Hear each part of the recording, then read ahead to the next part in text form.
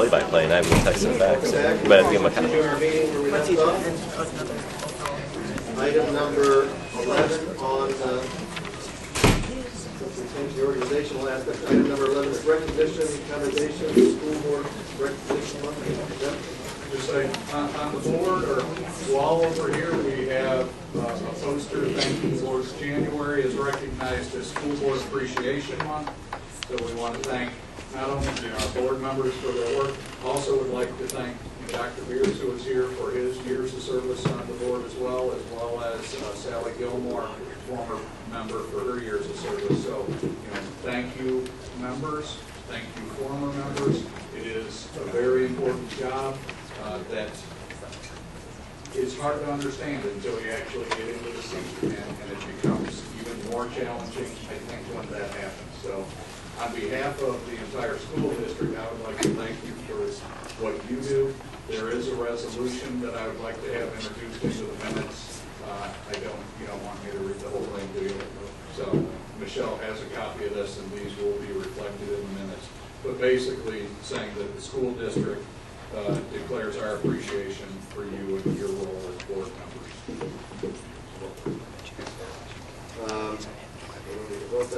Item 12 is new business discussion. I've got a number of items that we would like to discuss. The first has to do with an update on the treasurer search. The latest and greatest, I guess, that I have at this point, and I'd like to ask the permission of my fellow board members to do some further research. Obviously, the ESC can help us out beginning February 1st. We could charge $40 an hour. Discussion from that. So Dilemma is going to call. I think there are a couple of treasurers that are interested in helping us get through the next 4 or 5 months as we do a treasurer search. One possible person who could help us in this regard is very well respected in the community. Want to get a little bit further information from them as far as drop the names when we get there. Hopefully I'll have that in the next few days or so if I can talk to them. And we will be taking a look at the treasurer situation and what is the best thing to do. Conversation has arisen, and somebody here previously had said it's a very conversation. This is one of those where shared services with every district, probably throughout the United States, is looking at what can you do better. Can you do it with somebody else? What do you do with how do you do it? So we're looking at all aspects of our treasurer search in those regards. So we do have backup called Plan C, which is having the ESC help us out. We're working on Plan B is to try to find somebody to come in and maybe help us with the treasurer search, and to also maybe be here instead of ESC. But we're not out until we're okay. Any questions or? What are we doing to expedite it to make this happen? Do you know my thought? I'm asking right here, you guys just to authorize me to continue to talk to people more formally and to see if I can get any presentations or proposals to the district, if they charge fees or what it may be. Okay, because my concern is we want to keep as few hands in the pot as possible, because the more people who handle our finances, the more chance there is for, obviously, for corruption, should it happen, for mistakes, simple mistakes, and for, most likely, simple disorganization, because people have different ways of doing things, and we don't want to go through 3 or 4 interim people and have our books, which are in sterling shape, turned into mush. So, we really have to find ways to make this a priority, so we're working on it in this area. Are there any other options that anybody wants to thought about? Anybody has any people, feel free. We had some interviews. We had some interviews over in December. We had some candidates come in, and I think that we basically are just pursuing total options at this point here, especially with the new board coming on. Suggesting that we do it. So we are proceeding. Anybody has any suggestions or feel free to please send them. I would just like to make one statement. We have at least 4 places that someone's name must be on the bank account and must be in the software by February 1, so that paychecks will continue and bills will continue to be paid. Important. Hey, very, very important.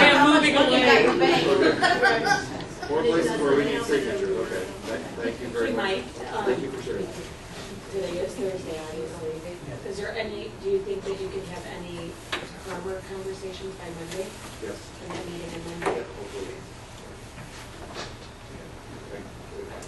What I was going to say, waiting till the 27th to take the steps puts it on an awfully tight timeline, and then, of course, also eliminates realistically any real opportunity for that person to even spend, much time at all with Michelle to understand where things are and what's been done. All right, second item we had on was a creation of an outstanding achievement award. This is something that I have talked about, tried to talk about in the last few months. And I think that we as a district, one of our missions is to demand excellence as well. We're trying to, we've got a goal to be in the top 5% in 5 years, now down to 4 years. And I believe that we could create, for our administrators at this time, because we have authority within for our administrators, the creation of what I call outstanding achievement award. And it's designed to reward people who have gone above and beyond in their participation and enthusiasm and love of this district. And I think it's a way of showing that we not only demand excellence, but we are going to pay for it. And I think we could start with our administrators. I know that if we wanted, Counselor, you're here, so hook up, please. If we wanted to go and make any sort of talk with the union, Jeff, you have to do that if there was somebody within that realm, because there's a contract, we don't want to do anything appropriate in that regard. But yeah. Compensation, excuse me, for employees that are represented by a bargaining group require successful negotiations and agreement with various respective organizations. So at this time, I would like to create the outstanding achievement award for our administrators that we're responsible for. And what would that look like? I'm guessing we would be giving some sort of monetary money. I think that is a good way to say thank you. And so what I was thinking about, and this is for somebody, for people who have done things for a continued amount of time that above and beyond. This is, there may be mechanisms where there's something that happens stellar in the course of a year, or how that works out in various things and what goes on when they get there. I just think that it's very important that our board let everybody know that yes, we're demanding excellence, we're trying to get that excellence, we're going to pay for excellence, and we're willing to put our money where our mouth is. And I think that an outstanding achievement award, for example, $10,000. And as a matter of fact, I would like to make a recommendation tonight. Sure. Before you recommend. So clearly, part of my question was going to be answered. I was going to ask you if that's something you want tonight, or if there was something that you would be able to draw up for us, the criteria. And I know, but I think that the criteria for all of us to see as to where you're getting to, how this person achieves this, is something that all administrators should have, so they know that they had fair from the beginning. I would like to see if that's possible. That's just my 2 cents. For everybody out there to see it. Well, that's a good point, Jackie, because people have to believe they have a shot at it. So there has to be very transparent and attainable criteria. Or how would it motivate anyone if they just thought the board's favorite will get $10,000? So if we put together some clear criteria that everyone can shoot for, that everyone can attain, then it could be very motivational. And I think at times, as with anything, since at the beginning, it's going to morph a little bit as we get better at it. But I think it's important that we as a board help out on this. Do we need to pass a resolution just to establish an outstanding achievement award, or what do we need to do conceptually? And then I will work on some criteria which aren't going to be perfect, but we're going to start at the start. What do you say? You actually, Mr. Killer, have 2 options. As a Board of Education, you can always increase the compensation of administrators by a simple resolution, or you can create an ongoing program with the criteria that the other 2 board members have suggested. Public announcement with the expectation that you can go forward. Either option would work, or you can do whichever one you choose. resolution to establish this outstanding achievement award under certain offices? You don't need a resolution, you need a directive, in my opinion, Ms. Collins. Someone needs to be assigned the task of putting this together and come back to the Board of Education. So that directive would suffice. A resolution would only be necessary if you're actually going to award compensation. So, Well, I give you the blessing. yeah, I'll do it. I'll do it, take the first shot at it. Is that all right? Go back and we'll work on doing it, okay? The next subject is the implementation of instructional technology. I believe, are we going to add your iPads there, or are we going to just, we were talking about iPads at one point for new business? I think it could be discussed as part of it. Part of the implementation of instructional technology, I guess that's my fault again, is that there have been concerns over falling enrollment or what we do about that, and open enrollment and monies, etc. And as I said earlier, part of the good news is we have a Blue Ribbon High School, which we can advertise and should advertise. And I believe that another vehicle for us to advertise our district has to do with the implementation of technology, which many districts are talking about. Some are starting. I think we're pretty far ahead of the curve in that we have, in particular, and we need to address the entire school, but that doesn't mean we can't chip away at personnel. So in particular, we now have one-to-one technology in our 5th, 4th, and 3rd grades. They've been well received. We've got our principals here, right? We'll attest to that. We've got our teachers that are enthusiastic with it, and I think we have teachers that would love to get it. And we have our 2nd and 1st grades that have exposure to some, but I believe since we have the financing available, I do believe that we should be buying our iPads for our 2nd grade as soon as possible. And by that I mean in the next 30 days-ish if possible, with the goal of having our 1st grade iPads for the upcoming year, because we can be talking one-to-one technology. We start them off right and we finish them right. We've got the Blue Ribbon at the high school, and we start off with children at our elementary levels. And we put in the hand of our 2nd graders need to be able to figure out how to do the 3rd grade with all the tests that are now coming down, and the 3rd grade reading, and a variety of different things. The sooner we do this, the better. And so that's, yes. And I agree. It would be great if all kids could have them. But I heard it through the grapevine, because which test is it that we were having issues with the iPads that's coming up? There's uncertainty, that's all. I know, okay. Because I was told that the iPads could now be used as long as we had keyboards with them. Is that a true statement or no? Because I just wanted to know if that was something that was going to better, maybe that was a step we needed to take as well, even though I agree with the one-to-one. If we are having issues getting kids tested in the 2 labs that we, that my building at Westwood has, or I don't know what the other buildings have, keyboards may be something we need to get right away with parking and stuff coming up. I don't know, can any of the principals help me out there?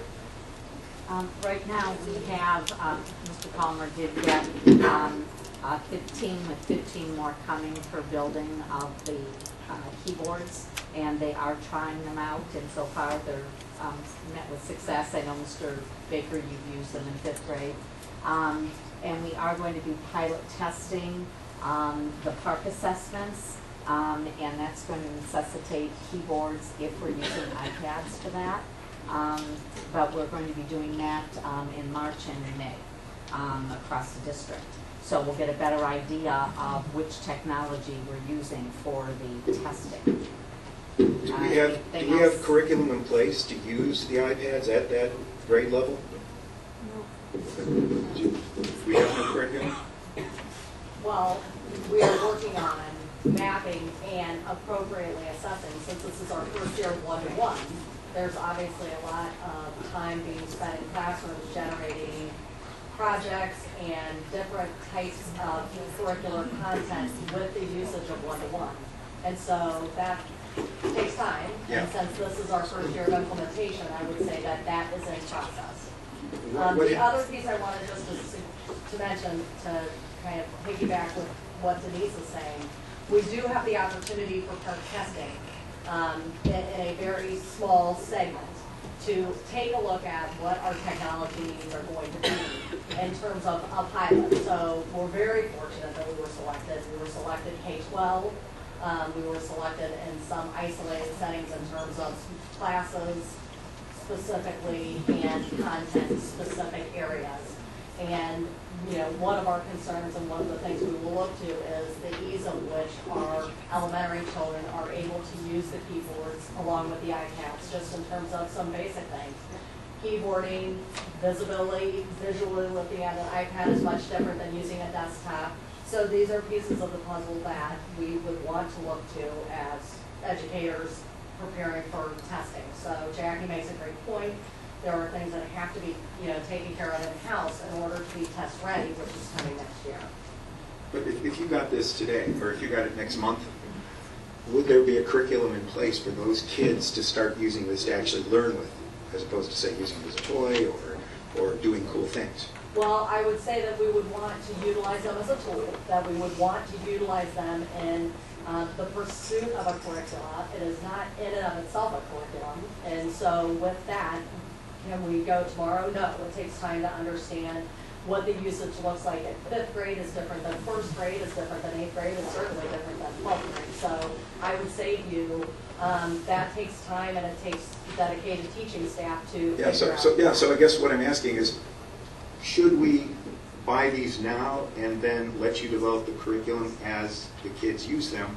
Or should you and the teachers develop a curriculum that is built around using iPads, and then we buy the iPads? And why iPads when, for instance, Chromebooks are cheaper, iPads are expensive? Is iPad something that offers us a real benefit for the kids because of the apps, because of the interactive ease of use? Or would we be just as well at certain levels to go with, say, much cheaper Chromebooks? That's both those two questions. Well, I would love to have the opportunity to give you an analysis of those pieces of the puzzle. I think it's definitely worthy. I would tell you that at different grade levels, I would have different opinions. I think Sean Whalen needs to be a part of that conversation, frankly, because he is doing much research to that end.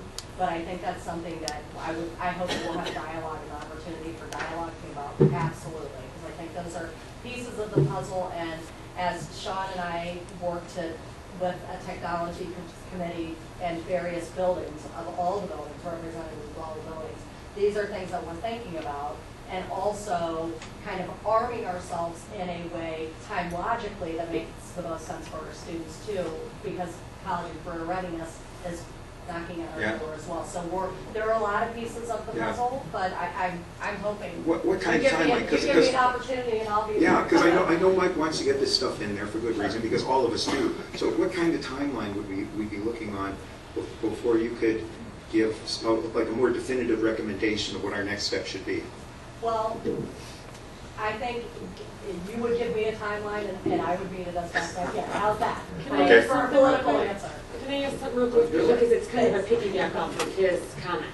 I think the one thing that I was missing, only because I think I have some familiarity to it, is that he was asking, is there curriculum? I understand that there's not, and you're working on that. But in K1, too, there are carts in each of those grade levels that they are currently using right now, and using them as tools, correct? Not toys. For sure. So they are using them currently right now as a tool. Right. The question is, at the new grade level, when we introduce them, will we have? They all have them right now. They're just sharing them. Okay, so kindergarten and first grade and second grade have one that they're sharing. So the issue is they're going getting one-to-one. used. Right? Yeah, The the issue issue is is just going one-to-one. Not that it's an introduction to them, or will it be useful to them? They're already using them. They're just not getting the amount of time that they would if they had one-to-one. And it might be an overload if we did second and first all at one time, but I think it's important that as we have addressed some other bigger pictures, that we finish off. I'll step back 2 sentences. When we started the school year, I went onto a school districts around here, and they talked about important items on their front page. One of them discussed improved access to technology. And they were thrilled to say that they were going to have 3 to 4 iPads in every elementary classroom. We have 1-to-1, ladies and gentlemen, for 3, 4, that's 450 iPads. We're ahead of the curve. At second grade is what we need to look at the best places to implement to make best use of our money. And is investing $50,000 to get iPads in second grade, is that the best use of taxpayer money? Or is it better to make sure our students who are graduating in a year or less have full exposure? So I think I fully appreciate this board's whole belief and endorsement of instructional technology as a way to go. But I think we need to be careful in pigeonholing it and making sure it fits certain places as opposed to making sure it fits best and what's best for our kids. So I would urge again the concept of allowing, like Nancy said, the opportunity to see where it best fits and what best ways to use it and come forward with a recommendation from the administration that way. So for 20 seconds. But we have, as a matter of fact, I've got some information for you. I went by room, place by place. Sometimes we like that, sometimes we don't. What would be equipment? Would be some examples, suggestions. And we also have to arm our teaching staff. I would be remiss if I don't say and that. that's why I say because slowly they roll are out. a very important piece of our puzzle. We have to arm them. Yes, and I said absolutely, and that's why we're continuing the rollout. And but I don't want to be paralysis by analysis. Right?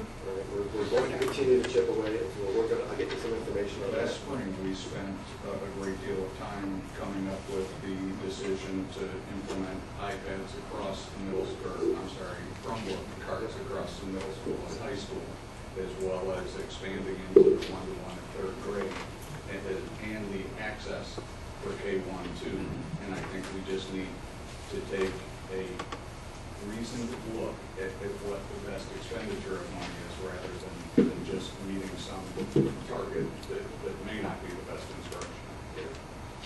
Thank you.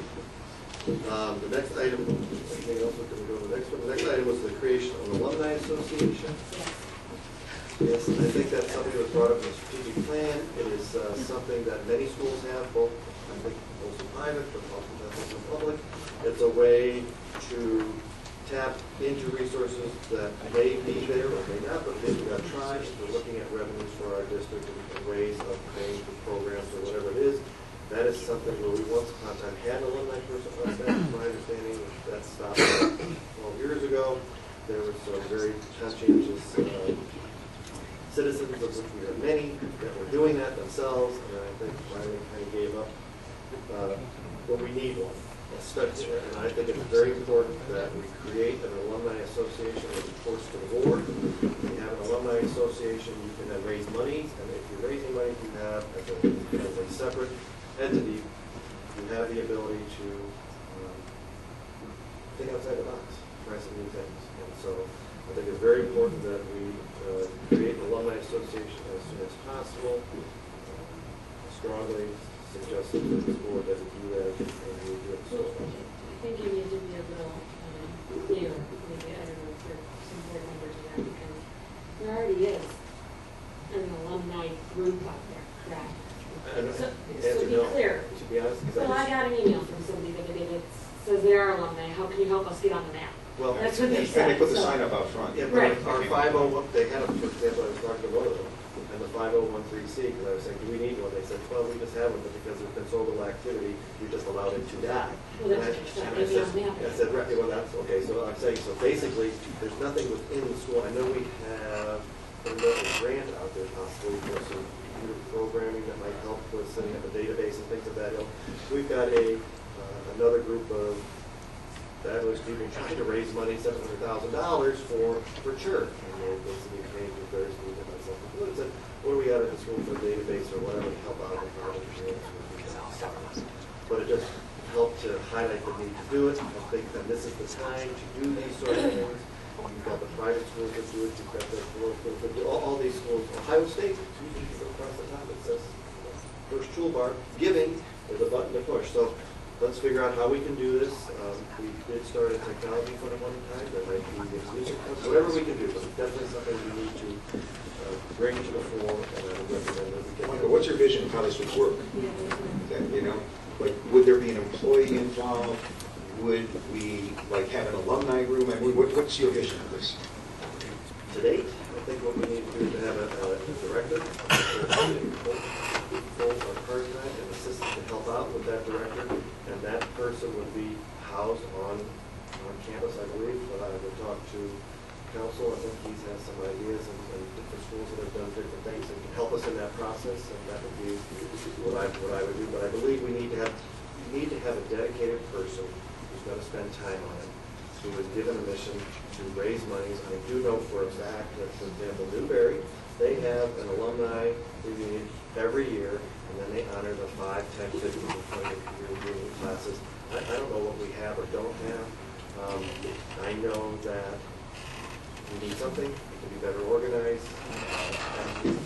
We had at one of the turf meetings or presentations, somebody from our community walked up to somebody and anonymously said, gee, I was wondering when this would happen. I'd really like to help. I'd like to remain anonymous, but I'll have you a check for $100,000 by Monday. So I raised $50,000 for Smart Boards 5.5 years ago. It was 8 weeks when the session started. Just finished doing $215,000 with me and my shoe leather for iPads.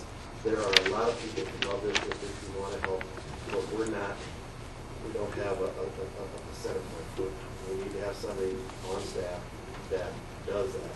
And I know, Brenda, that is a part of your area right now, but I think you have about 25 different job descriptions on the 3 pages of work. So I believe that that's something we should get into as fast as we can for many, many reasons. So. Well, and I would like to just bring up something. You know, yeah, before I was a West Geauga, you know, I was a West Sider, and I helped out for 10 years Benedictine High School. I understand that they're a private school. That helped raise them $1.4 million in the time that I was there. I ran their annual event. The reason I bring that up is because I wasn't the alumni coordinator. But I worked neck and neck with the alumni coordinator. Because even though I knew many of the people that I was going out soliciting money with, they had relationships with it. And I think it's really important when you have an alumni that it's somebody that is a WestG grad, that lives in our community, that knows the people, because it won't be beneficial if you have somebody leading your alumni association that doesn't know the alumni. And it's the only way that I think is going to benefit us is to build communications back, because quite frankly, that's the #1 goal that people keep telling us. Our communications are horrible. Get somebody out there that is a good communicator, that will work hand in hand with everybody over the past 50 years that have been here. You know, whether they're here currently or have been gone for 20 years. There are people out there that are so proud of WestG and have been for 50 years. Let's take a part in that. You know, grab them. Exactly. Well, I'm very much in favor of this. I think this is something we should do for a number of reasons. One is getting alumni involved, besides the money, it also means that then they're knowledgeable about our schools. It means they're going out and talking to the community. It means they care, and they care more than they would have otherwise. So this is a very good thing for our community to do. And all of us will be here next year. And the reason I bring this up is, and Michael, I know you want to do this right away. Let me tell you what I'm thinking, because I'm very supportive of this. Right now, our administration has a lot on their plate, which is 5 and 5. We want to concentrate academically, and so we've got 4 years. I would like to see this idea happen and us to do all the groundwork to make it happen, and then hire a director in a year to give our administration this year to concentrate on academics. Because once we get a director of alumni in place, then a lot of the energy of the administration is going to go toward those things that are needed. And I'd like to see for the next year a concentration on academics, and then move into bringing the alumni director on like about this time next year. And this is something that's not, you know, a delaying tactic, Michael, because as I said, the same board's going to be here. I mean, it's going to be all of us, you know, voting for this. So that's where I'm coming from. Appreciate it. And I would have to say that, again, the longer you wait on that, the first year or two is going to be that build-up. I mean, again, it may not be anything about bringing in money the first year or two. because we have very little to start with. If you wait another year, then you're adding two more, a year or two potentially to that. And if you hire the right person, that's their sole job. Good. We No, better I not hire agree with somebody what that you're doesn't saying. know what to do. I agree with what you're saying, Jackie. I do think, though, as you guys have been saying, I mean, we're in good financial shape right now, so it's not like this is an emergency hanging over our head. What we want to do, in my opinion, and this is where I'm coming from on delaying it for 12 months, is we right now are making major changes. We've got a new curriculum director, we've got grants and special projects and testing. We have Sean Whalen doing technology. We're revamping the school system into a much more well-organized school system. And that right now, for the next 12 months, is where I'd like to see our focus, because every institution has a focus. It can only focus on so many things. So I'm not saying we shouldn't do this, because I think Michael, me, you, I haven't heard from Tom and Dan, but I'm sure they're not sitting here thinking these people are crazy. I think it's a great idea. But did you know that there's already somebody, again, using the name, already has alumni in part of their title? So that's why I guess I'm confused. It's not that we're adding something, we're just pulling it away and making it better. Well, we're adding it, in my opinion, because, you see, Jackie, we do very little of this, and it's a place where we have a real deficiency. And to do it right is going to take a lot of energy on the part of the administration, and I think it's the kind of thing where if it's done right, we're going to ask the principals, we're going to ask everyone to be involved with this, and we should. And that's why I'd like to see us get our academic house in order this year, make that our focus, and then next year move on to new terrain, because there's so much happening academically right now, so many changes. So that's where I'm coming from. My hope is that we find somebody to bring people in who know how to do this, so that they would not be draining. The cheerleader for the district. Well, Quite would that be frankly, our great? staff couldn't hurt to help out our staffing a little bit. We don't want to hire somebody who then has to go to all of our various staff and say, how do I do my job? We're going to, so hopefully they will be still focusing on the academics where they need to be, and we'll have somebody who's focusing on raising money and alumni from which they know what they're doing, and that would be, at least what I would be hoping for. But we need the spot to bring it up, so we brought it up. Next thing, we good? The next item to discuss is the creation of we used to have a business manager position. I think it's something for us to look at as far as restating the business manager position. Business managers can report to the board. I'm a firm believer in checks and balances and things like that. It's just an opportunity for and it's under OSBA, Counselor User. Well, it's an allowable thing. I happen to believe in it. I just think it's something that we should be thinking about. Reinstating the business manager position, figure out how what the terms and conditions are for that, or the job description will advise us, I'm sure. If that's something that's, Why it went away? I mean, I was in here when it went away. well, if I recall correctly, part of the reason why it went away is we had a variety of things going on at the time. We had a maintenance director, maintenance manager. We had a business manager. Then we had a business manager who got arrested somewhere along the line and taken up by the FBI. So we needed to get a better handle on, by the way, we were looking at financial constraint at the time. What could we do with the administration better? And we thought it was possible to have the business manager position and the maintenance manager position combined. And to do that, we created a new position, which is called operations manager, which Mr. Russo has done exceptionally well. And has worked very diligently in trying to get all of our records back to where they should be, put together lists the way they should be, worked very hard on the PI levy, as a matter of fact, addressing the community concerns of what do you need the money for and why and where, and itemizing it. And if I'm not mistaken, we are one of the very few districts in the state that got new money passed. Right? And so I think it's just time to, if you want to, it's one of those things that's available, this is manager position, and I bring it up for discussion. It'll probably be on further agendas coming forward as a possibility. Michael, why though? I mean, by all accounts, Mr. Russo's doing a very good job. You've always raved about him, and all of us. So why have a business manager who, I'm assuming, reports to the board? What would that do that's not happening now? It's just a different way of a board exercising their involvement. Many boards are not as actively involved. We are a more active board. We have needed to be a more active board to try to address problems, opportunities, and as we continue to strengthen what we do well and work on areas where we think we can make improvements. This is just our new business line item that we have on the agenda is an area to bring up things as possibilities.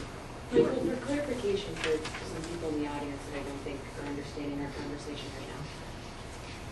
Am I correct in the statement that you're wanting to create a business manager would reduce the operations manager? So we're not adding another, it's a even switch, or? Yes, we would not. Because we're not adding new dollars. Okay. We're not adding a new position where we would have an Right. operations manager and a business manager. We would create the position of business manager, and the operations manager area would not be filled. We'd have person apply for the job, matriculate, however it works out with council and those, whatever the proper way is to do it. So Mr. Russo would have to apply for that job? I believe so, yes. So, John, can you just off the top of your head, can you tell me, I know all schools do everything differently, but what do most schools, what do people do? Most schools have abolished the position of business manager. They directed or either business operations or business affairs. The districts who do maintain a business manager usually have specific reasons. For example, if you're undergoing construction, you want a person who is focusing on that, reporting directly to the Board of Education, or in a district where you do not have a large amount of administrative central office staff. Currently, with the superintendent and the director of business operations, the direction of Mr. Russo comes from Mr. Palmer. The responses come back to Mr. Palmer. The Board of Education has questions, they go through Mr. Palmer. So in some ways, it can streamline an operation where you as president on behalf of the board go directly here. Mr. Palmer can concentrate perhaps on curriculum, some of the other issues that become a priority, and he can concentrate without going through the other way. Either way works legally. Just a matter of preference on how the Board of Education wants to communicate its building, technology, safety, custodial, so cafeteria, maintenance, directly at any point in time. Well, and it would be similar to treasury. They all work collaboratively, but they're not going, up the ladder to commercial office.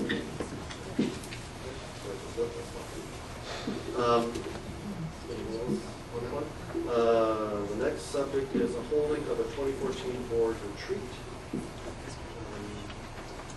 We've tried to do board retreats the past few years. We've got 2 new board members. It's a very good thing. We've never done it outside. It's an opportunity to Go to Hawaii? No.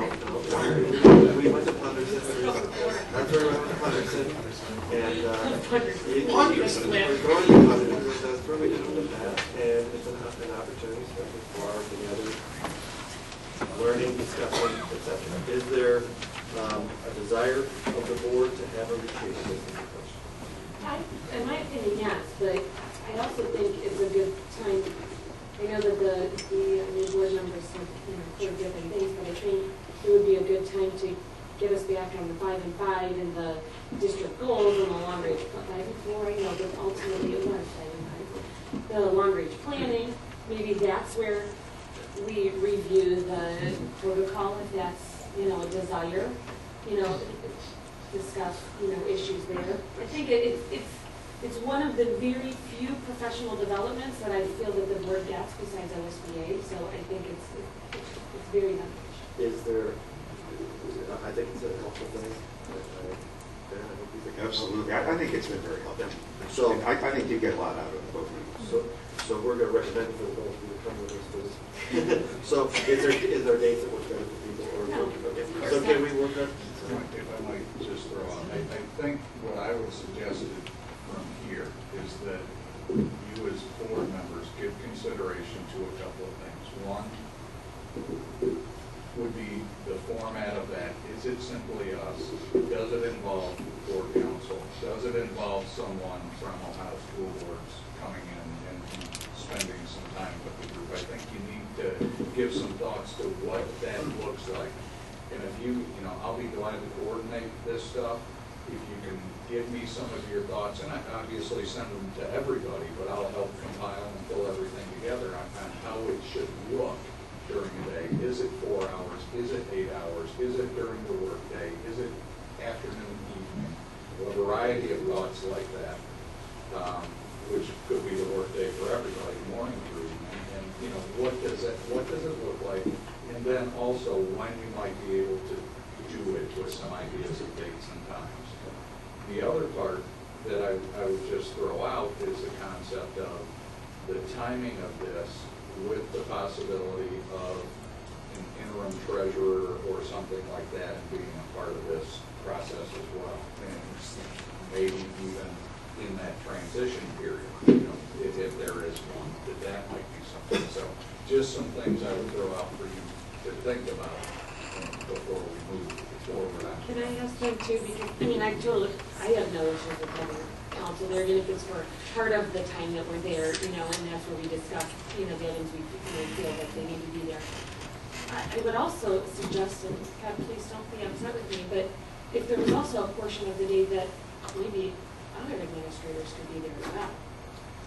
I mean, I have very valuable conversations with every one of these principals in central office, and then, you know, if there was a portion of the time that we could be a part of their conversations as well, it only helps us understand better. I'm not saying that you're not a good messenger, but sometimes the interactive of our voices help collectively to make a good decision. Email ideas, how's that? Do we want to set a date yet, or do we think? No, I think we gotta get a handle on what they get possible. What sort of time? I mean, like last year, we did it all day. 3 hours or 4 hours, it could be a Saturday night. Right. But if it's, you know, an evening, that, you know, those may not work. So Right. get some ideas and what could be done and sort of target some dates if possible, because you know, some schedules are a little more complicated than others. So.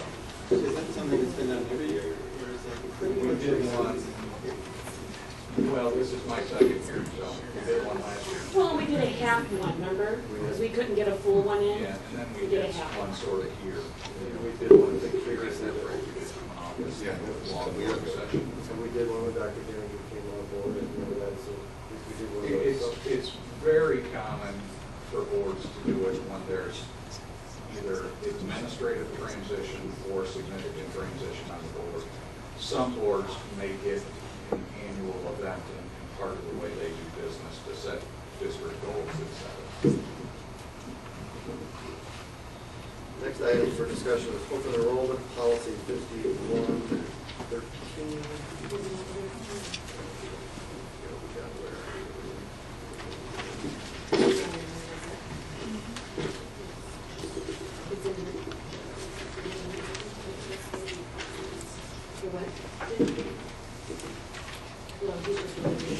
Is this for a first reading?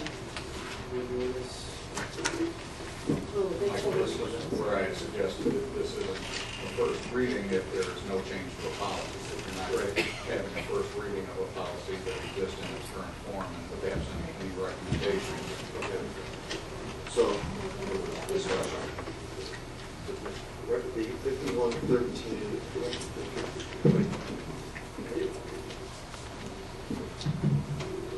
5113 is one of our many policies, and I believe there is a section within page 2 or 3, section G.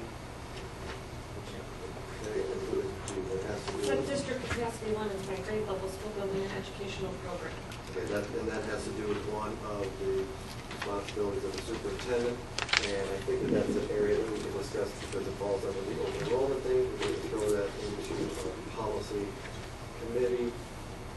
Jackie can take a look at that, and there's a possibility of what we're trying to figure out. You know, we had an increase in grade sizes for this fiscal year, like that. I recall, we went from 215 to 225. And middle school, high school, correct? And so, at the time, as I said, initially, when I first came on board, we had open enrollment because we were trying to fund financial holes. We're very sound right now. I'm not sure that growing those classes, I know there have been community members, parents who have discussed class sizes, what they've heard.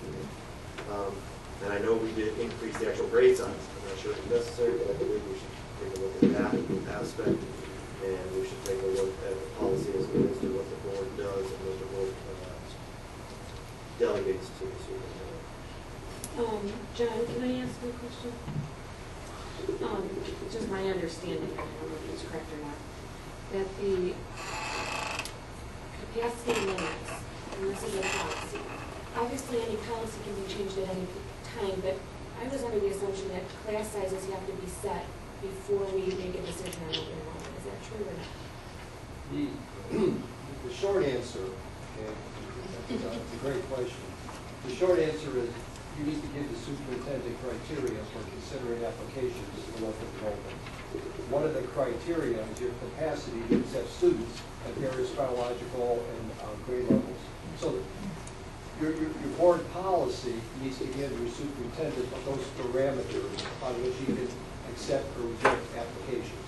So I guess on your cart and the horse, yes, you probably need to set the class size limits as you consider open enrollment. But when the applications come into your superintendent, he needs to be able to say yes or no to a third grader, fifth grader, seventh grader application based on the number of students that are already in that particular class within the upcoming school year.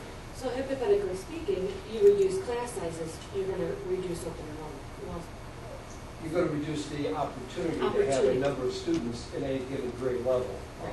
You know, in 215, for example, at the 7th grade, is a number that may not be relevant. You only have 185 kids. You do. So, thank you.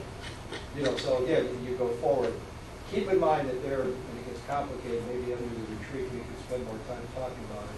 There are things called board policy, which are set and going to be revised consistent with your bylaws. There are administrative guidelines which can be changed as needed by your superintendent, but not require board approval. And then finally, there's things called board resolutions that come up to each and every meeting, and they are all dovetail and they're interactive. So your board policy on open enrollment gives the superintendent the direction to develop implementation guidelines. So let's start with your policy. That gives Jeff all the information he needs, then you form a framework for implementation. So can I ask for something to be looked at or researched? It's already available, actually. So that I'm able to consider the options with this policy. Can I have a list of the current class, the current sizes that are available and what we currently actually have? So what I'm saying is 6th grade for saying You're yes. asking for just enrollment. But what they're also set You at. mean residential enrollment? Both. Because isn't that Just how we right make now. the decision is? Well, I want to Okay. see both. Yeah. I want to see what is our residential, what's our open enrollment, and what are the numbers we have set as of last year as capacity sizes. Because like he's saying, it could be relevant. If I'm not mistaken, I think that process is exactly what we did a year ago when the decision was made to up the middle school and high school numbers based on principal recommendations. And we had a long discussion about, half tongue in cheek, I think, the discussion at the elementary of setting the grade level capacity at 22 and a half. In that discussion and trying to leave that buffer for move-ins. The challenge you face in any capacity setting, whether it's open enrollment or resident enrollment and number of staff, is the late moves or late registrations. So, there's no way you can get around the fact, no matter what you set a capacity at, that's always an issue. So, the process that John's talking about, that you're talking about, is one that we went through last year when those numbers were determined. Well, I know they are, but it's another year, it's another time to review new numbers. And what I'm saying, Right. that's what would be the next step in doing that again. That certainly would be part of the process. I think that that's something that we should bring to the forefront, because with the open enrollment process starting, I think we brought it forward from March into February, maybe put it back in March. We've got It is in March. It is in March now? Okay, great. We need to get this analyzed and then brought to the board, and the board can figure out what we think is appropriate and go from there. But I think we need to bring it back forward just in case there's any numbers crunching that in depth we can do in your spare time. Wait. Can I ask one question? My confusion was, and I was looking at it kind of black and white, that you either had an open enrollment, or you had figure, or you had open, and I thought, the question I kept asking was, say you wanted to just decrease it by one student class, 12 kids, is it really that you have to, that capacity number, the numbers of kids that can be in there is based on some number that gets set. It's not that if we decide to not have contiguous open enrollment, doesn't mean everybody doesn't come. There's a capacity. We're just doing numbers. Right, so that's, but I'm Our district just sets it wherever we want. Right, I don't know if other people get, I got confused. I thought it was just that you either said yes or no, but there is a number that you can play, if you want to call it play with, because last year that number It's was. the only thing we can play with. Right. It's the only thing we can, because the other three, they're open, closed, or continued. They're absolute. Right. The statute contemplates a theory called optimal capacity, which is more than the physical limits. It's meant to mirror technology, aids, classroom, co-teaching. And again, your superintendent, his administrative staff usually has great recommendations as to what the optimal capacity at West Geauga schools should be by grade level. And again, it's different than the maximum number allowable in a room. You were mentioning the different levels of regulation on this, and when the board passes a resolution, does a simple resolution, can that annul our board policies? Or do you have to change a policy in accordance with what the policies themselves say? You have a board policy that talks about how you amend policy, and that is the only way that you could do so via a series of readings or an emergency suspension, or if all five of you agree, to go in a different direction. Absent following your board policy on your amend policy, your resolution cannot alter or amend established board policy. Okay, thank you. However, if you do the, part of the policy is if you have 3 sessions in a row, we have first, second, and third reading, then you can make the policy. Yes, as it is right now. So we're going to take a look at that one there. And Jack, you're going to take a look at it. And anybody who has some suggestions on it, please forward them. And administrators, principals, we'll put that on the front burner as far as trying to figure out some of the optimal class size or grade sizes. We were at the 215, we went to the 225. Is that where we really want to be? What do you think? Okay. We have another one on here, the video recording of future board of education. Video recording of future board of education meetings was brought up as a possibility. I know over the years we've actually made great strides. We've got a smartboard up there, whatever is going on. We've got microphones. I think there was in the strategic planning committees and groups, there was some discussion on whether it was the PR that had to do with the website, it had to be interactive, and some of our classes, and do you film or do you not? And I think this subject has come up a number of different times. I believe it's something that we should think about and discuss and try to figure out what we do as a new board. Well, as a new board, I'd like to get a few times under our belt to make sure we're doing things properly, etc. But I think it's definitely an opportunity, and some boards do, some boards don't. But it was a subject that came up. Anybody got any comments? Well, I mean, some schools have it on cable TV as well. Yeah, exactly. So there's lots of things going on. And I think it's something we should be thinking about. I have down here professional development, I believe. I know that there is a WestGBrd professional development committee, but I was wondering if there's any information or presentation that they could make to us or give us something tangible to hold in our hand. So I'm really interested in seeing all of the professional development all the way across. Certified, who am I looking into? Is there somebody that, somebody, I'm not sure what you're asking. professional development, who deals with Who keeps track of all the professional development? It's handled at the building level, it's handled at the district level, the treasurer's office deals with the payroll. I guess I'm not. Well, I'm interested in seeing what all professional development the district has done, going from certified, non-certified to administration. I'm really intrigued as to see what we're doing and to get some type of presentation down the road from the professional development committee as to what they are doing and why, just like we got one from Nancy, just like we got one from Brenda, to see where we're going and what we're actually doing for the good of our district. There isn't a professional development committee. Okay, well, what did I just approve? The West Geauga Professional Development Committee is a specific group required by law, either locally or not, to evaluate for licensure. I mean, that's what they look at. That's a group of teachers and administrators. There's not a group that deals across the board with certified staff, classified staff, approves PD. The only professional development that group looks at is professional development that goes towards a relicensure.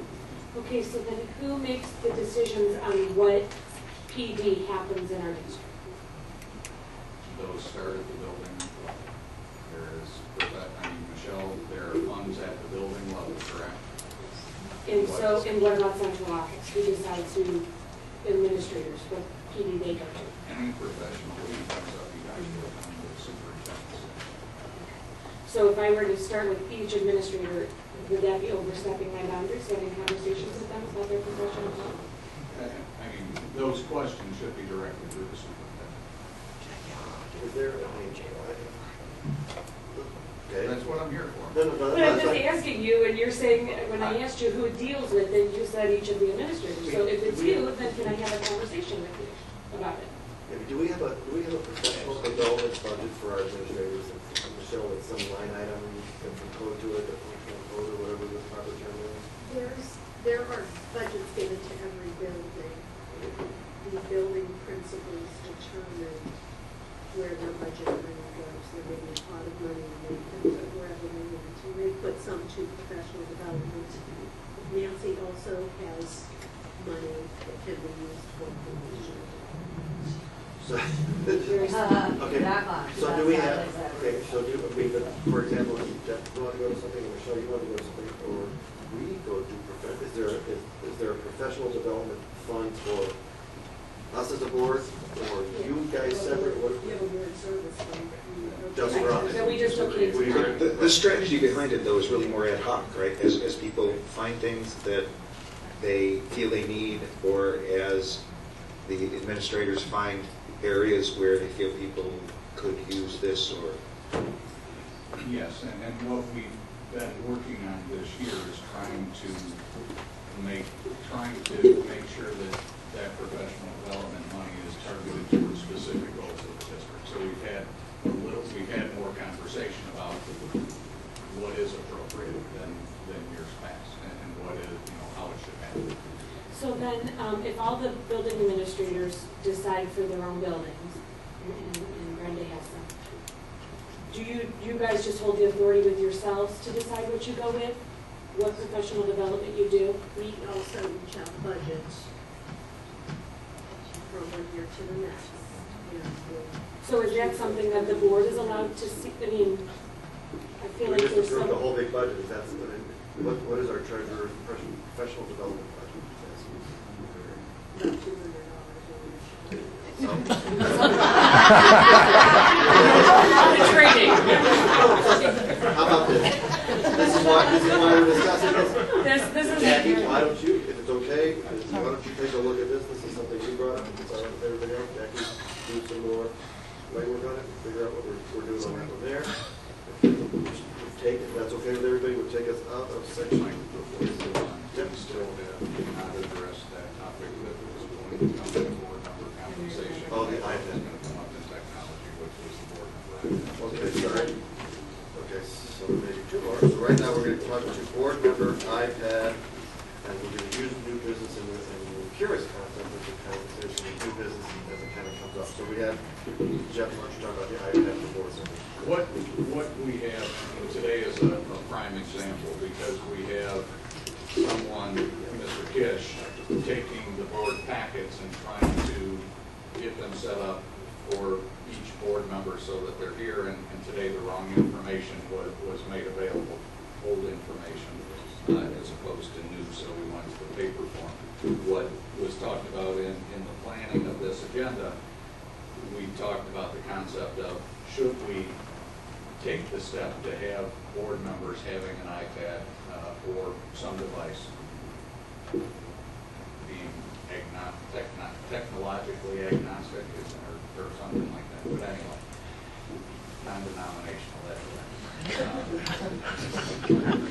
finding a way to use a board member having access to themselves, either in the concepts that came out were using that board service fund or something to buy it as district equipment that the board member uses while they're on the term. Or the other option that was thrown out is part of the board member compensation, you know, buying the iPad that would then become a personal iPad for the board members. So that's what was discussed, and that way information can be available to you at any time, can be shared. It makes the delivery of the board packets a little easier because you'd be sharing rather than emailing. It's a small technicality, but you know, overall it would be an easier process. There could be some collaborative development of agendas and things like that. It just, again, I think if there's the desire for technology to be a key piece of instructional technology, the modeling and use of instructional technology by the leaders is one of the steps in reinforcing the importance. Can it not be done? I brought my laptop, I know Bill used to bring his laptop. I don't know how many of us have an iPad or a laptop, couldn't that be the same? It could be. I mean, to starters, your own again, to personal see how device. that works. Do you have a laptop? One of the, Do I have it floating somewhere? Yes, but it actually. Yeah, do you have an iPad? It's, oh my. There you go. So I think Okay. it might be better. I got an iMac, Jack, 27 inch. Really. Sorry, I'm sorry. 1978. This is like a no-brainer question, I'm sorry. Exactly. I'm on the Russell Township Zoning Commission, and they just bought for the zoning commission, the trustees bought this as an experiment. They bought Microsoft Surfaces, and the reason they bought Surfaces is because you can actually literally work on those. They're more expensive though than iPads. You know, they're about $975 for the better one versus what? How much are you getting iPads for, Michael? Yeah, that's a Surface. Yeah. No, I just want my daughter the regular one. It was Well, like anyway, 300, so.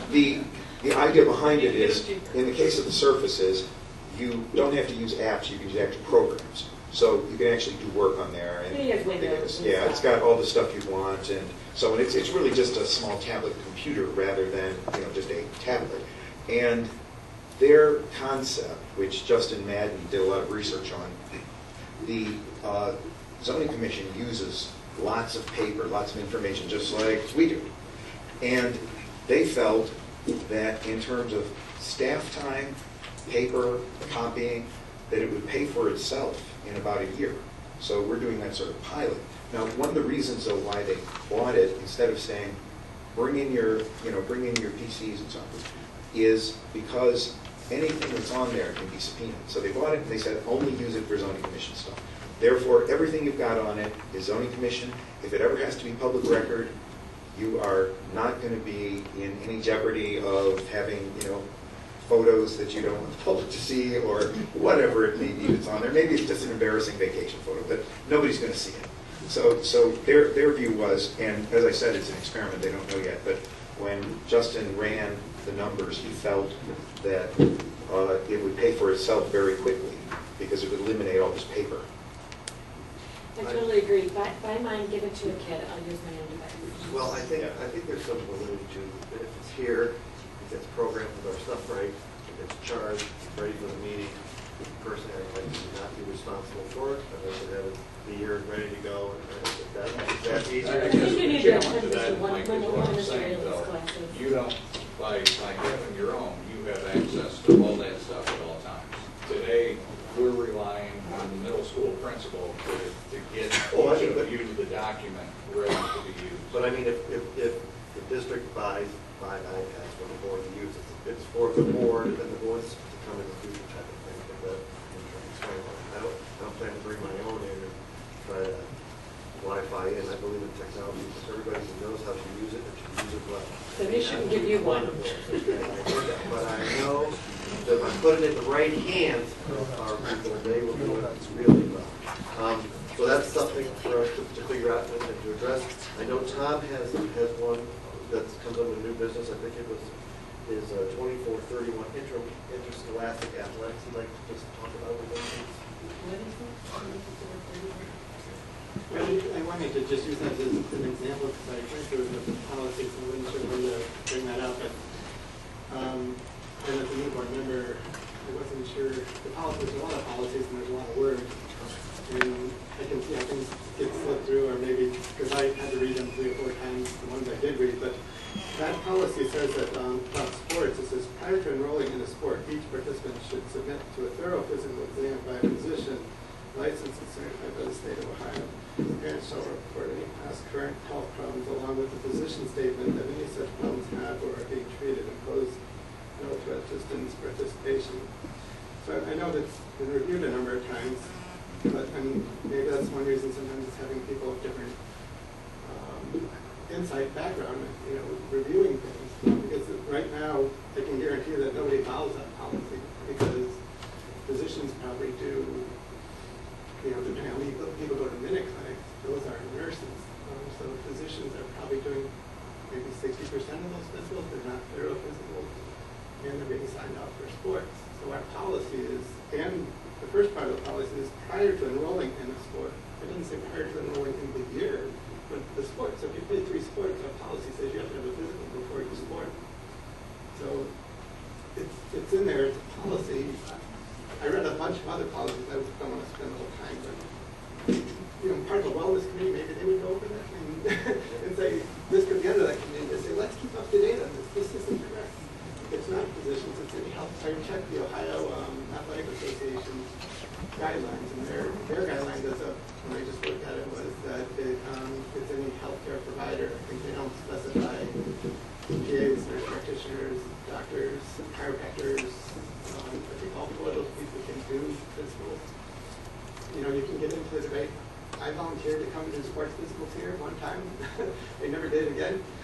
And let me just give you an example. My first example about school sports physicals, I don't want to... The first meeting, Tom, go ahead. You don't have to volunteer everything. It was 1975, and 10 boys, in a room, in our underwear, no other clothes on, 10 boys in a room in underwear. Dr. Dan came and didn't wash his hands, and he checked us, one after another. That was the sports physical, 1976.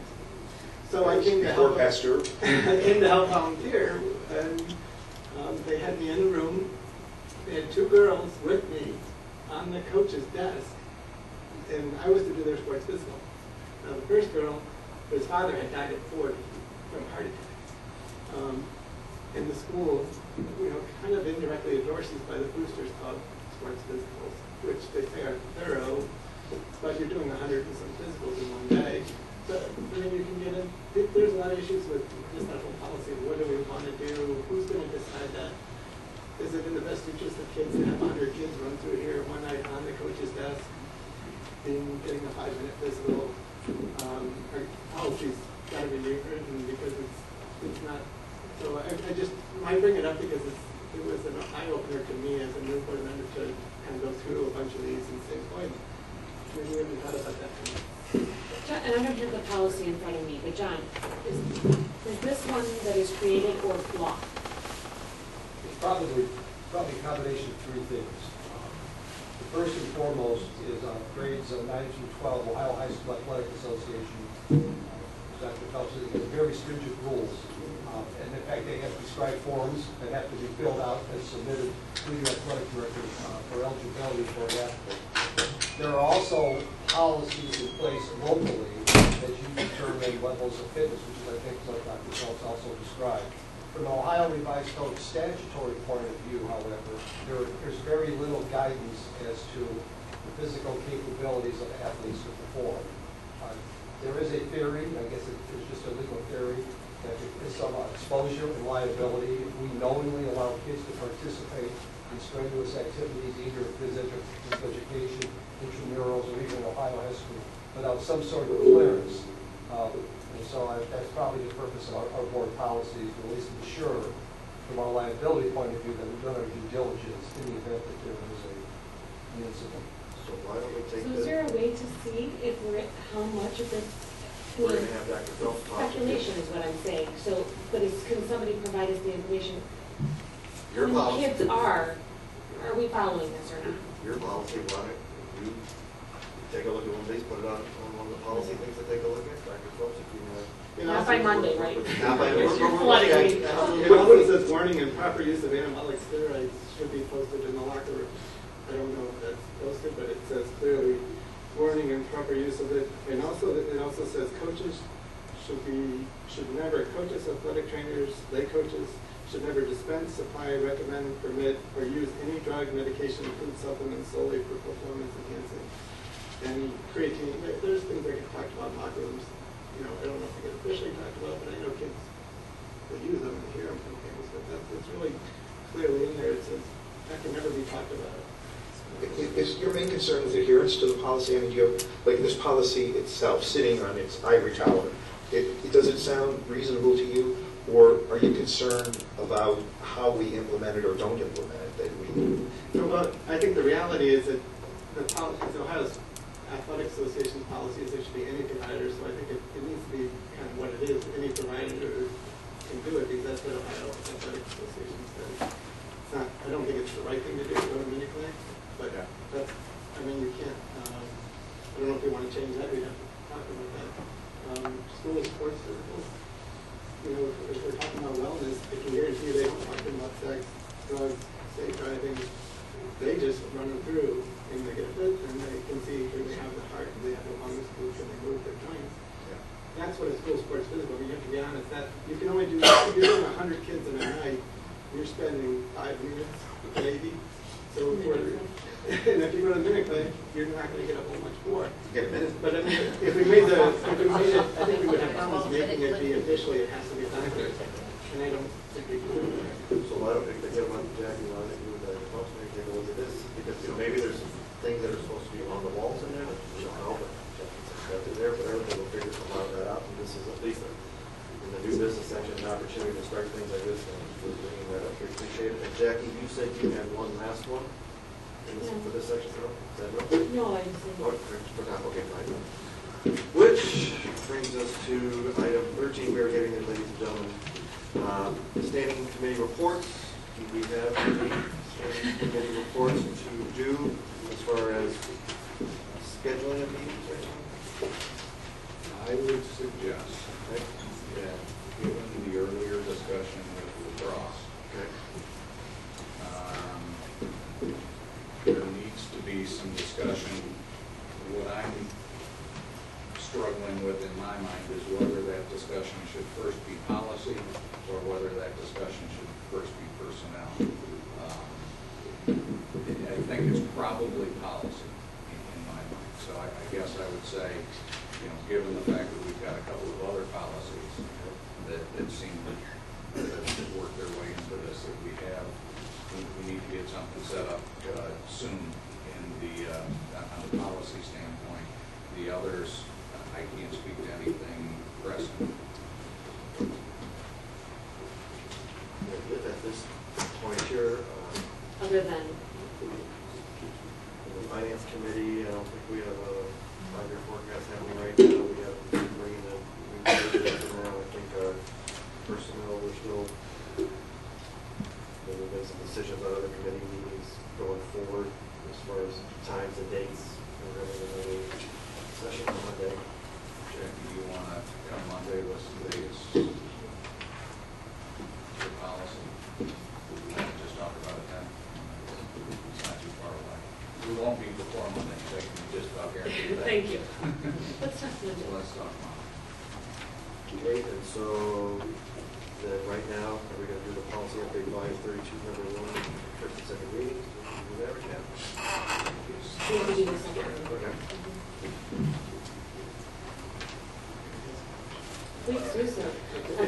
got my packet, so I'm gonna bear with you and hope that No, it's- Jeff will get me.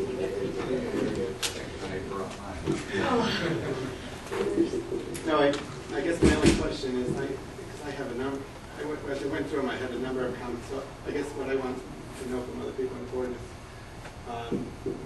what's the best way, I mean, if I have 10 policies that I have comments on, is it the best way to send it as an email, and then bring it up, or, I don't know how to bring. Are you talking about the current stack of, or the different? policies that are on this list of That we're, right, that are on that we're the reviewing? site. So you're specifically talking about those. No, please do, because this is kind of like a first, right? Well, we did first last time, but yeah, Exactly. I think, Tom, what. But they don't want to spend Yeah, much more than 10 moving forward, I think it would be, the best route would be, obviously you're going to be involved in the first readings, as we move forward, jumping in midstream is unusual. But, when there are questions like that, especially, about anything on the policy, feel free to share that with everybody going in. Here are some of my thoughts. I'm going to be asking these questions at the meeting, just so everybody's kind of up to speed coming in. Right, you could do that. It's in the, I there's on that, A, B, C, D.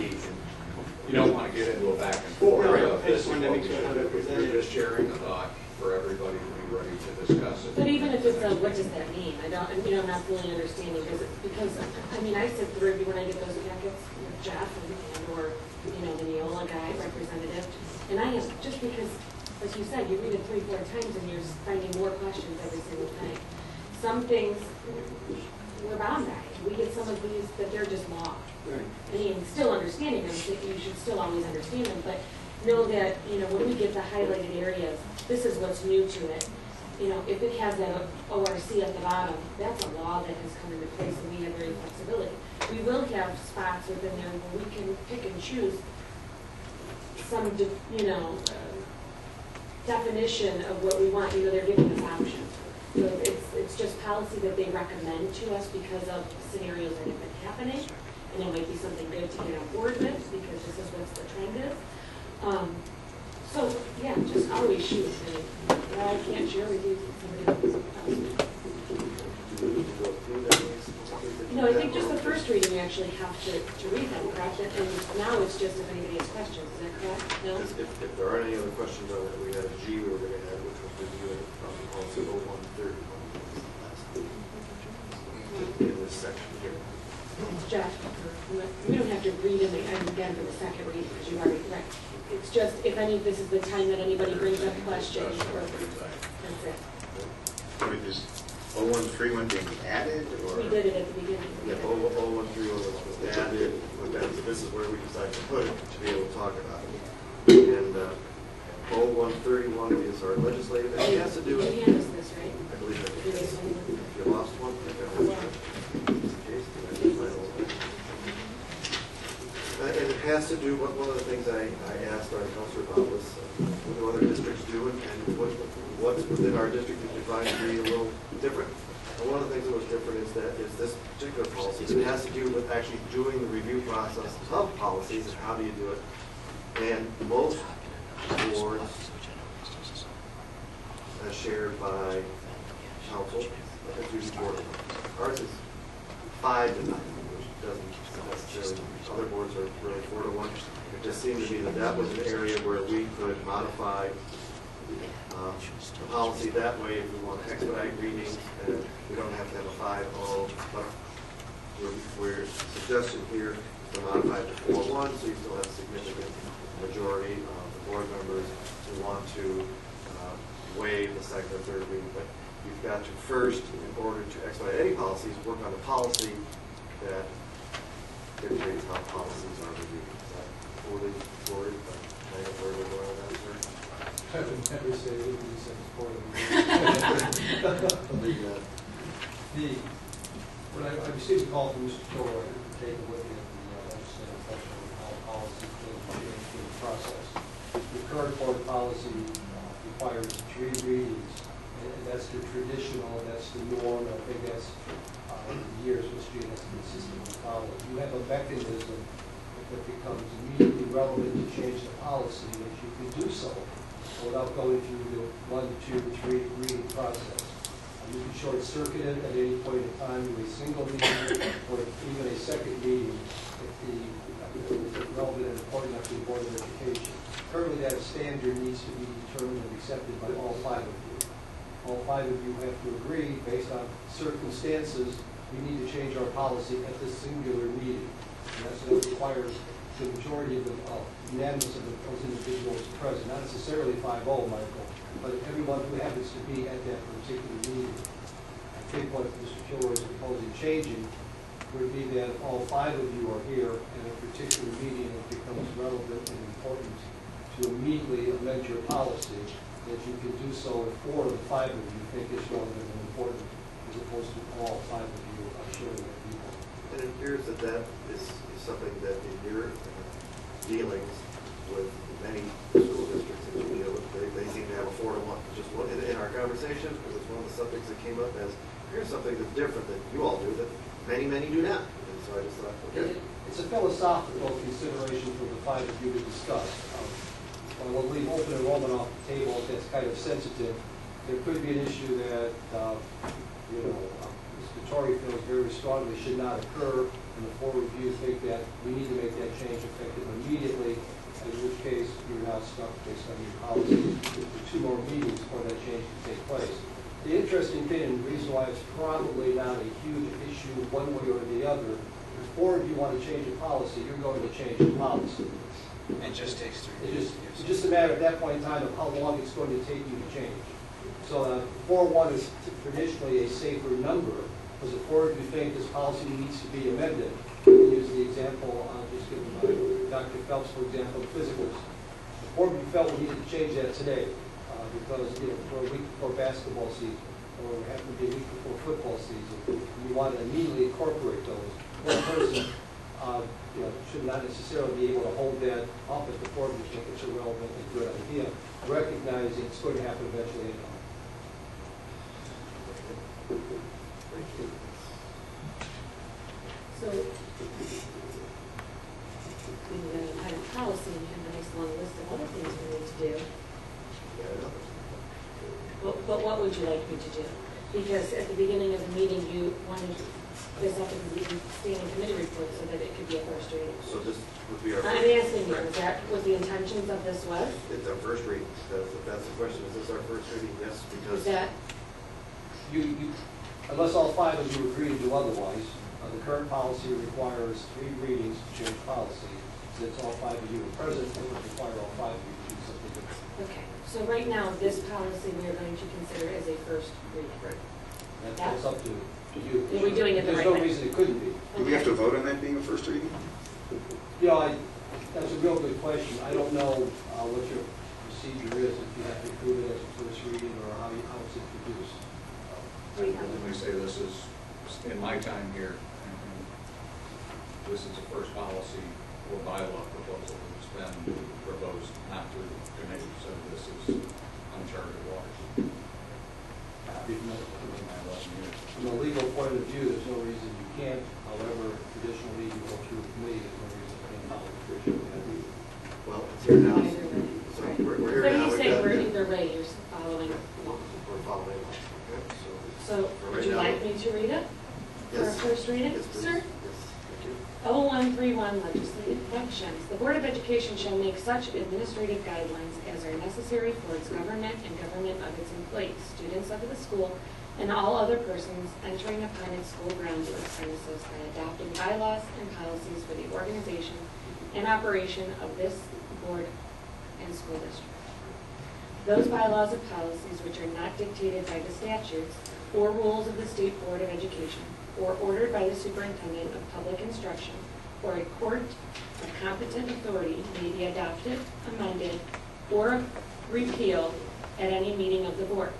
After 3 consecutive readings at regular or those special meetings by a majority vote of members present. The second and third reading may be waived, and the adoption, amendment, or repeal of board policy may occur at any meeting by a roll call vote of 4 yes votes to support such action. The board shall review and appraise existing policies on a continuing basis and make changes as necessary. The operation of any section or sections of these policies not established by law may be temporarily suspended by a roll call vote of 4 yes votes to support said action at a regular or special meeting duly convened.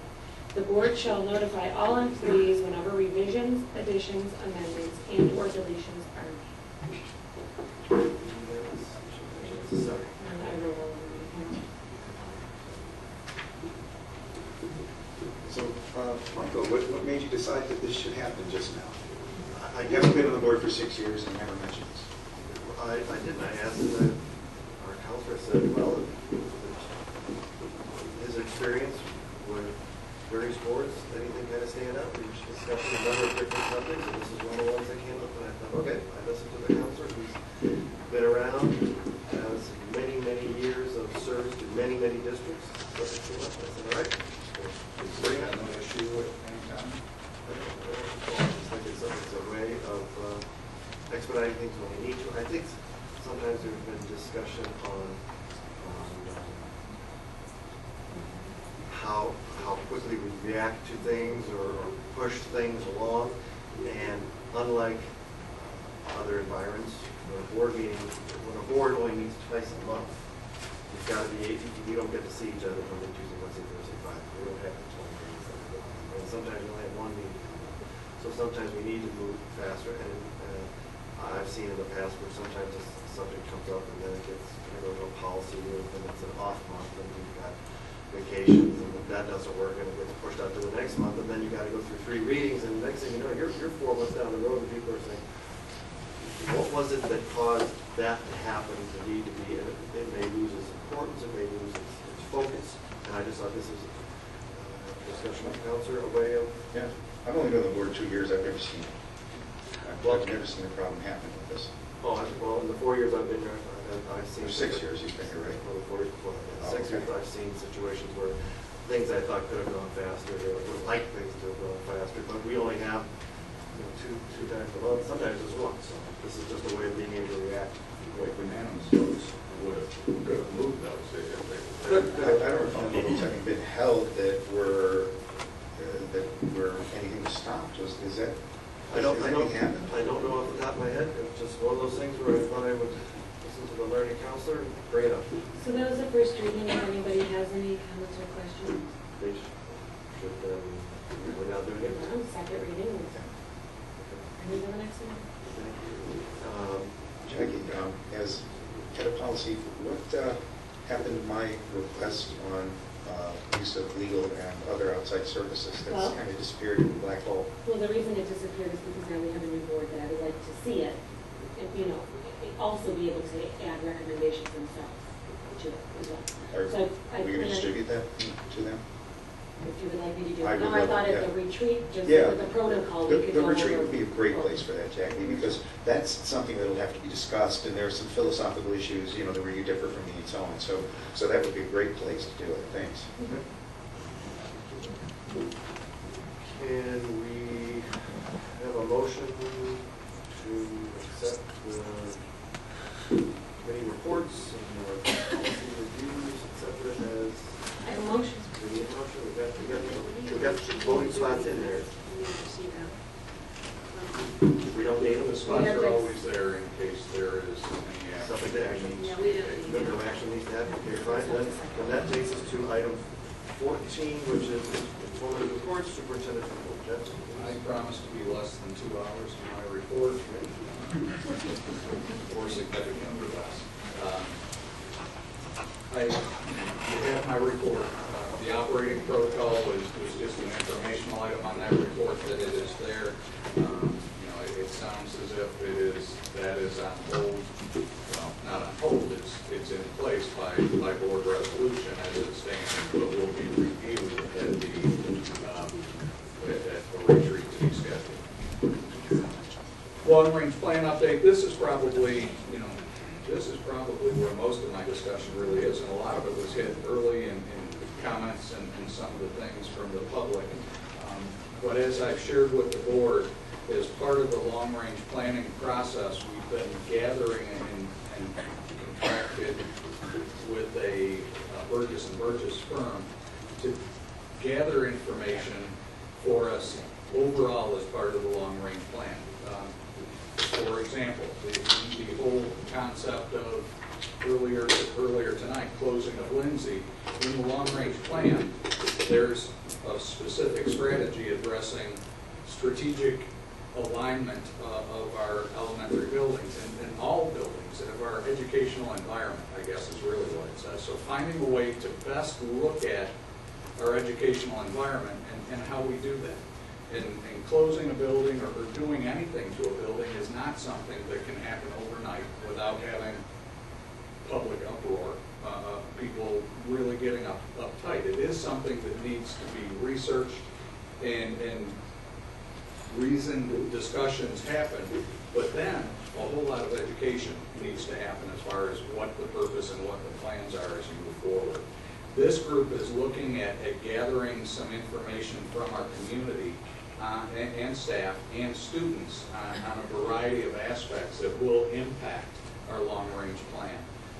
And in fact, I'm going to just pass these down. This is sort of the draft timeline that they've been working on. Already they have, we worked on their concept of key community people, and that included elected officials and church leaders and Chamber of Commerce, or local organizations, to compile a list of people that they conducted interviews with. That first step is done. They have not given me a formal report or recommendation, but that first step, or actually the second step, to conduct 10 to 15 in-depth interviews with community leaders, that has been done. As you see there, to check support awareness of open enrollment, related to impact of civic leaders, partners, etc. It is also to deal with just the overall perception of the school district and how we are doing as a district and what people feel about it financially and academically. That first step is going on. Another part that we're going to be developing is an advisory group, kind of buffering it from me, keeping it out of, this group's coming to me and then I'm going to be making a recommendation to the board. We're going to be assembling an advisory group that will hear this information and then we'll present the information forward. So it isn't whether a perceived bias of mine as to how I'm skewing the data one way or the other, or interpreting the data or misinterpreting, because as I learned in my college days, statistics don't lie, statisticians do. So the idea of all of this is to present you as a board with the real, with information. We heard tonight comments that I firmly disagree with, that the view of open enrollment was reflected by the board election. I don't think that anyone could say that there's a scientific relationship between the board of election vote and the views of open enrollment in this community. To some people there was, but there's no reliability in that. And as a board, you need good, solid information. If the information, that's why we hire somebody to do this, a professional to gather the information so that you have that. In this plan, you see that it's going to be March into April before there's any recommendations, any firm final reports, I would say, as to what comes out of it. And as I met with our two new board members, Dan and Tom, over the holidays and spent several hours together, that's one of the things I mentioned to them, that my suggestion to the board is that, and I sense, I have a clearer sense that there is some desire to be reasoned in the approach than some fear in the community. That we need to look at this, we need to take everything into consideration, and that's really the purpose of this. The things we have coming up, as you see there, our staff and parent online surveys, sitting down with student groups, and getting their feel for issues related to the school, and all of that coming forward, as you mentioned earlier, Dr. Phelps, so that the information is shared with the board for the decisions to be made. I want everyone in this community to be able to say that this board made the decision based on the facts and not based on what one person was saying louder than the other. And that's really what I'm trying to do through this whole process. There'll be a phone survey as of our community as part of that, and that will be a more scientific approach as well in trying to get that done. Professionals conducting that and doing all of it. So that's where we're going with that. That's where we're going. That information will feed into a variety of things. I said there's a communication audit that will help with our communication and collaboration committee. The other stuff will tie into facilities and equipment, curriculum and instruction. Those will help drive the finance targets of our long-range plan. All of this stuff needs information as well as a prioritization that we're working on internally and getting those things lined up as to what tasks and objectives are important. So that's where that stands, and that's how I will be presenting information to you from this. Well, I have a question.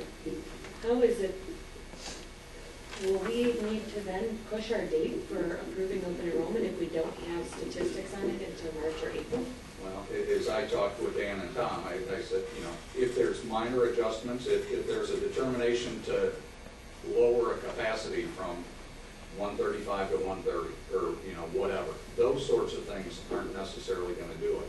I would urge the board that we need to gather more information to make a more dramatic decision as far as elimination or contiguous ownership.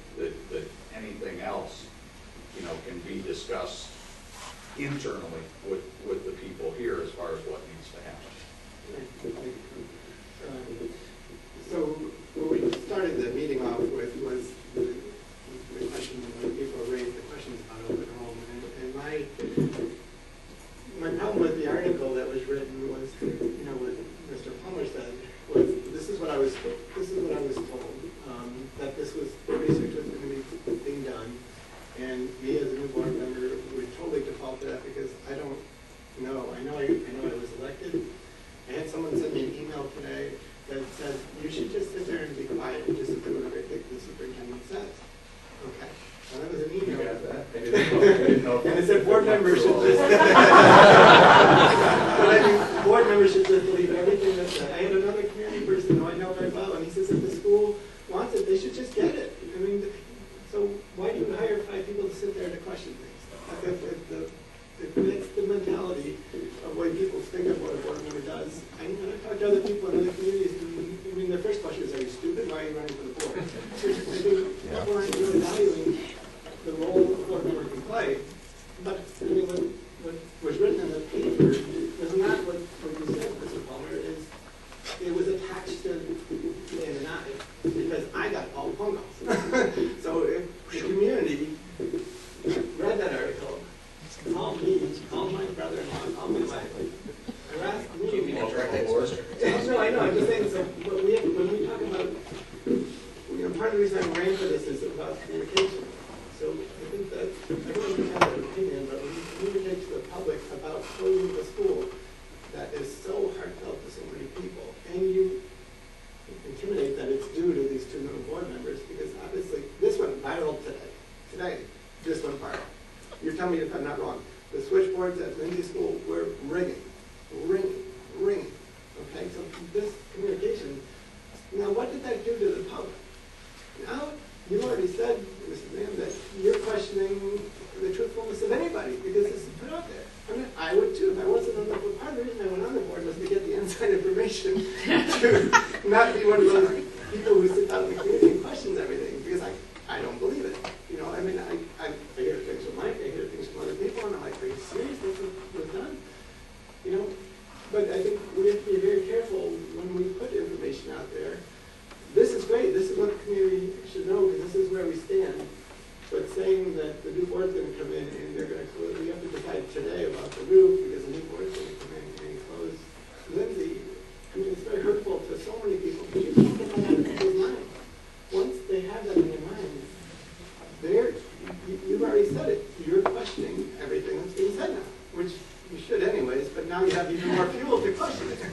So I just Tom, we really do have to decide because we're about to spend $750,000 plus, and so to simply put that money into the school. Ben, let me just tell you this right now. Yes, we approved a levy. We have things to do. We went to the town in a situation like that. Unless I hear otherwise, that there's no reason to do Lindsay, you should just proceed with the process that we have. It was approved, it was voted on, turns out that that school does have to be closed, which we haven't decided, Sometimes then we've wasted $750,000. 5 years, 10 years. I don't like 15 years, wasting whatever. $750,000. I appreciate your input. I think what we need to do is we need to move on to the junior high or the high school, do repairs there, let Lindsay wait. If Lindsay is going to stay, if we make that determination, then we haven't wasted $750,000. With all due respect to all 5 board members, just a few other things I would mention from my report. Excel Tech, we are, Mr. Bishop is having some preliminary discussions with Excel Tech about bringing a program in-house, an animal care program, with the hopes of maybe moving that morphing and growing into a med tech program down the road. We're looking at some logistics and things like that, but, again, finding different ways to serve kids who have different needs here. It is something exciting. I talked about administrative guidelines, that doesn't matter. Interviews for the executive assistant to the superintendent position, first round were completed tonight.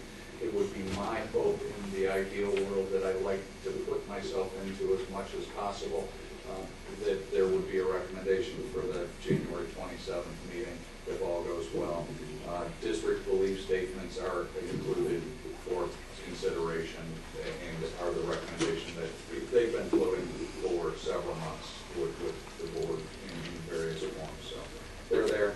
That concludes my report unless there are any questions. Works for me. Thank you, Jeff. All right, we'll get back to your work.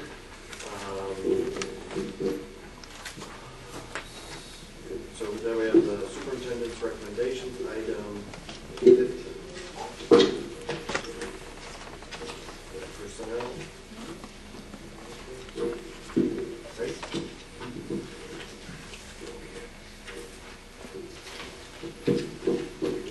Let me pass this down. I just want you guys to have this. So pass these down. The map of where open enrollment occurs in the state. We got this as an email today. So I printed it out for everybody. And then the count of students who are resident students based off of the presentation that Mr. Palmer gave. Thank you. So Jeff, could you continue with your... The personnel items in attachment for item S1 are simply a field placement student and a couple of academic tutor home instruction. We have a need throughout every year for home instruction teachers and home instruction tutors. I think they're actually called, but that's what these are. Simple personnel items tonight. Item Z or OSBA legal Well, assistance? you want me to go through any of there altogether? OSBA legal assistance, that's a standard item at the first meeting of the year. Legal assistance fund, it is just a small amount of money that OSBA uses on behalf of schools and school boards across the state of Ohio. The belief statements in there I alluded to earlier are item S3. And then finally, at your desk, it did not make it into the packet, but at your seat, I guess it's not really a desk, at your seat is the calendar, item S4, the professional development calendar for our teachers as part of that MOU that we negotiated with the union as far as growth opportunities for the teachers outside of the classroom. So this is the second semester part. We need to approve this, so is there a motion to approve as submitted? So moved. Is there a second? There's a second, Jackie. Any other questions on it or any discussion? If not, Michelle, would you please? Mrs. Chord? Mr. Phil? Yes. Yes. Dr. Phelps? Mr. Wilson? Which brings us to the announcement of the next board meeting is going to be this coming Monday, 13th, here, 7 o'clock. So we have a pending approval of 2014 board Well, we meeting. did it, so we approved the calendar the way it was with the. Not as good as Mr. Bishop, obviously. Has a great well. Anything to vote on?